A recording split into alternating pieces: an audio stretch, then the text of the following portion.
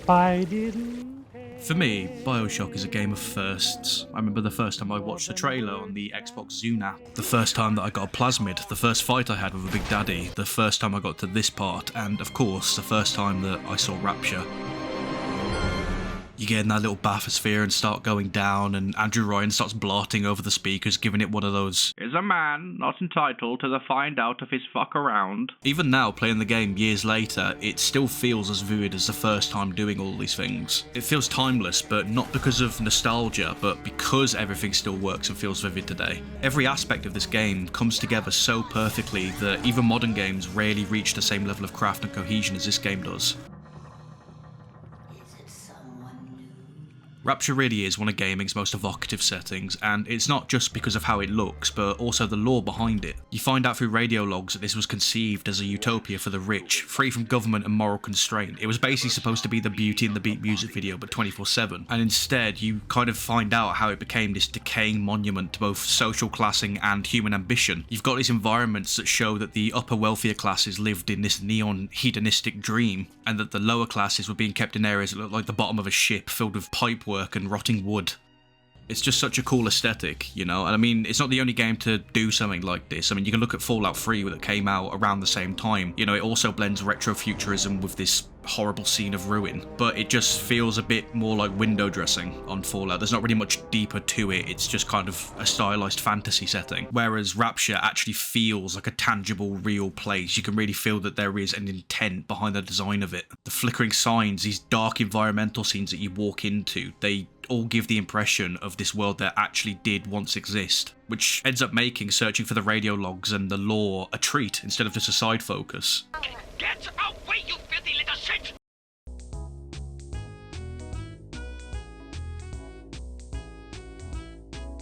I think what keeps BioShock's story timeless is how well it balances the other characters' kind of grandiose ideas with your own personal stakes. Like at first it's just, you know, okay, yeah, let's go kill this Walt Disney prick, I just want to go back to the surface. But then you get to the big moment and you finish the game and you start to think about it and you realise just how deep the story actually goes. The whole game isn't just a critique on consumerism or capitalism, but it's also about the illusion of freedom, and not just for yourself. Andrew Ryan builds Rapture as a sanctuary from control. He believes in this pure, unfiltered freedom and the idea that a man should only answer to himself. And yet the kind of soft tragedy of him is that he also becomes a slave to that very ideal. His ironic obsession with control and his need to keep Rapture's purity turns him into the very kind of tyrant that he sought to escape from in the first place. He also ends up creating an environment that creates Fontaine and allows him to thrive. A revolutionist to oppose him who is exactly the same as Ryan when he wanted to oppose traditional government. When you hit the reveal and realise you've been as bound to Atlas's orders as Ryan has been to his philosophy, that's when the impact of the story really hits. At least it did for me. And I think that's what makes the story timeless. It doesn't just critique one man's failures and his shortcomings, but it also makes you feel them. It's about the universal human struggle between freedom and control, and how easily the two can actually become indistinguishable if you have complete tunnel vision on just one of them.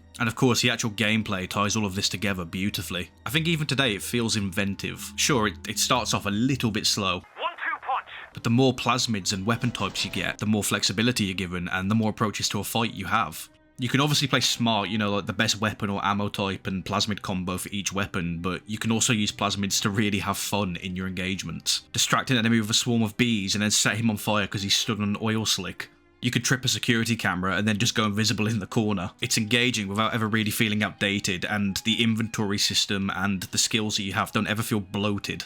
Also, I just want to put it out there, this might be a more polarising take than my thoughts on Bloodborne, but I actually like the hacking minigame. I think it stands among the great hacking minigames. It doesn't quite beat the Chaos Theory keypad hacking, but it topples the skippable Spider-Man hacking sections. Actually, now I think about it, I can make a video about hacking minigames. Anyway, back to BioShock. The truth is, you can search up why BioShock is so good, and you'll get a whole bunch of people circulating around the same points I have, just with slightly different variations. It's a shared experience, this universal recognition of how good this game is. For me, it's not just the atmosphere, it's not just the combat, it's not just the incredible hacking minigame, but the way it makes me think. BioShock isn't frozen in 2007, you can play it today, and it's timeless because it tells a story that will make you ask new questions on each revisit, which when you think about the best art and the best stories out there, is kind of the common trait. It's just a shame to think you have to play Infinite to get some of those questions answered.